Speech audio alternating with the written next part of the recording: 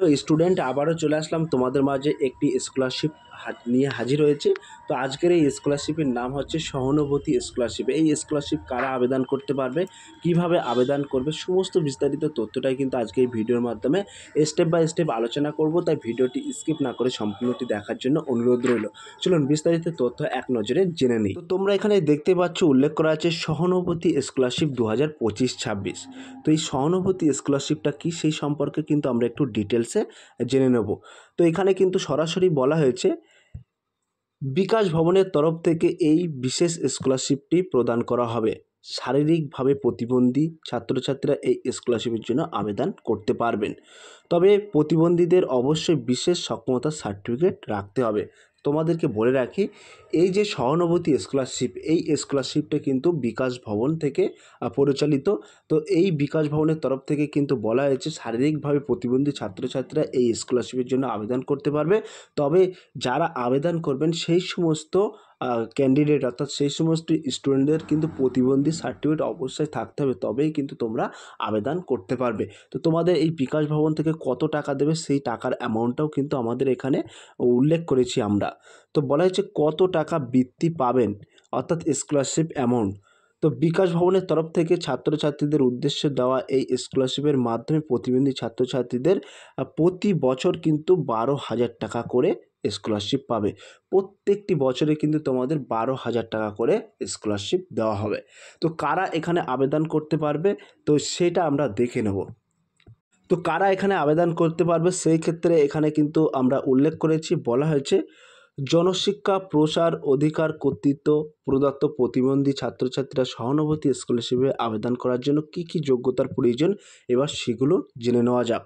তো কি কি যোগ্যতা তোমাদের প্রয়োজন সেগুলো কিন্তু এখানে সরাসরি কিন্তু উল্লেখ করা হয়েছে। কি কি বলা হয়েছে সেগুলো আমরা একটু ডিটেলসে দেখে নেব। তো বলা হয়েছে স্কলারশিপে আবেদন করার জন্য অবশ্যই দৃষ্টি প্রতিবন্ধী, শ্রম প্রতিবন্ধী, অস্থি সংক্রান্ত প্রতিবন্ধী এবং মানসিক প্রতিবন্ধী যাদের প্রতিবন্ধকতার 40% বা ঊর্ধ্বতারও স্কলারশিপে আবেদন করতে পারবে। তো তোমাদের এখানে মূলত বলা হয়েছে প্রতিবন্ধী অনেক রকম হয়, যেমন প্রতিবন্ধী, শ্রবণ প্রতিবন্ধী, অস্থি প্রতিবন্ধী, শারীরিক প্রতিবন্ধী, মানসিক প্রতিবন্ধী এরকম ইত্যাদি প্রতিবন্ধীদের 40% যদি তাদের টাইপ অফ ডিসেবিলিটি থাকে তারা কিন্তু এখানে আবেদন করতে পারবে। সেক্ষেত্রে তোমাদেরকে বলে রাখি এখানে কিন্তু বলা হয়েছে নবম শ্রেণী থেকে শুরু করে স্কুল পড়ুয়া এবং কলেজ পড়ুয়াদের এই স্কলারশিপ দেওয়া হবে। তো যারা নবম শ্রেণী পড়ছো তারাই কিন্তু এখান থেকে আবেদন করতে পারবে, অর্থাৎ নবম শ্রেণী থেকে কলেজ পড়ুয়ারা এই স্কলারশিপ আবেদন করতে পারবে। ঠিক আছে, তারপরেও কিন্তু বিশেষ কিছু এখানে উল্লেখ করা আছে। কি উল্লেখ করা আছে, বলা হয়েছে এই স্কলারশিপে আবেদনের জন্য বিগত পরীক্ষায় ন্যূনতম 50% নম্বর নিয়ে পড়াশোনা চালিয়ে যেতে হবে। অর্থাৎ 50% নিয়ে যারা পাস করেছে তারা কিন্তু এখানে আবেদন করতে পারবে, অর্থাৎ বিগত বছরে 50% নম্বর থাকতে হবে। এবং যে সকল পড়ুয়াদের পারিবারিক আয় 2 লক্ষ টাকার নিচে শুধুমাত্র তারা এই স্কলারশিপে আবেদন করতে পারবে। অর্থাৎ তোমাদের ফ্যামিলি ইনকাম হতে হবে কিন্তু 2 লক্ষ টাকার নিচে, তবে আবেদন করতে পারবে। এবং আবেদনের জন্য প্রয়োজনীয় ডকুমেন্টস কী কী লাগছে সেটাও কিন্তু আমরা এখানে তুলে ধরব। তো এখানে তোমরা সরাসরি দেখতে পাচ্ছ আবেদনের জন্য প্রয়োজনীয় ডকুমেন্টস কী থাকছে সেটাও কিন্তু উল্লেখ করা আছে। বলা আছে এবার দেখে নেওয়া যাক যোগ্য ছাত্রছাত্রীরা স্কলারশিপে আবেদনের করার সময় কোন কোন ডকুমেন্টস প্রয়োজন। তার আগে বলে রাখি ছোট্ট একটি অ্যানাউন্স, আমাদের ডেসক্রিপশান বক্সে হোয়াটসঅ্যাপ গ্রুপ লিঙ্ক এবং টেলিগ্রাম গ্রুপ লিঙ্ক দেওয়া আছে। যদি কেউ যুক্ত হতে চান ওই লিঙ্কে সরাসরি ক্লিক করে যুক্ত হতে পারেন।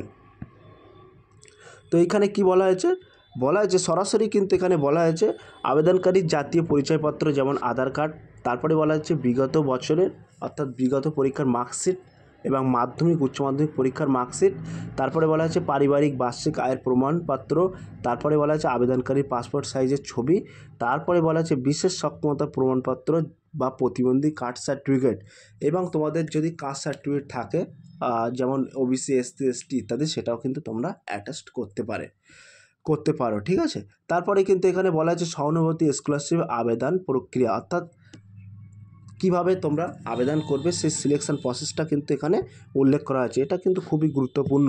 বলা হয়েছে যে সকল যোগ্য এবং ইচ্ছুক পড়ুয়ারা এই স্কলারশিপে আবেদন করতে চাইছো তাদেরকে জানিয়ে রাখি এই স্কলারশিপের আবেদন প্রক্রিয়া সম্পূর্ণ অফলাইনের মাধ্যমে।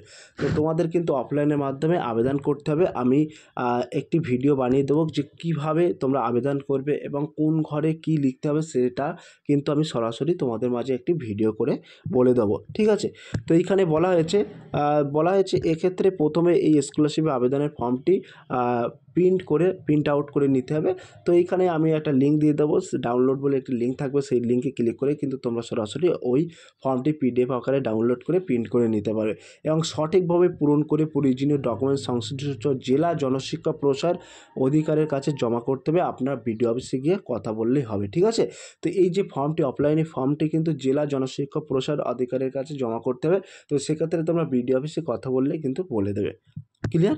তো এবং গুরুত্বপূর্ণ ফর্মের লিঙ্ক কিন্তু আমরা এখানে উল্লেখও করেছি, এখানে সরাসরি তোমরা দেখতে পাচ্ছ। তো এখানে 28শে নভেম্বর কিন্তু আবেদনের শেষ তারিখ থাকছে, সরাসরি বলা হয়েছে। এবং সহানুভূতি স্কলারশিপ আবেদনপত্র ডাউনলোড ফর্মটা পেয়ে যাবে এবং গণশিক্ষা সম্প্রসারণ দপ্তরের অফিসিয়াল ওয়েবসাইটেও কিন্তু আমি ডেসক্রিপশন বক্সে মেনশন করে দেবো, সেখান থেকে ক্লিক করে A to Z খুঁটিনাটি বিস্তারিত তথ্য কিন্তু তোমরা জানতে পারবে। সো প্রিয় স্টুডেন্ট, এই ছিল আজকের ভেরি মোস্ট ইম্পর্টেন্ট ভিডিও। যদি ভিডিওটি ভালো লেগে থাকে প্লিজ লাইক, কমেন্ট এবং শেয়ার করে দিন বন্ধুদের মাঝে। ফিরে আসছে আগামী দিনে তোমাদের জন্য very most important topic video নিয়ে।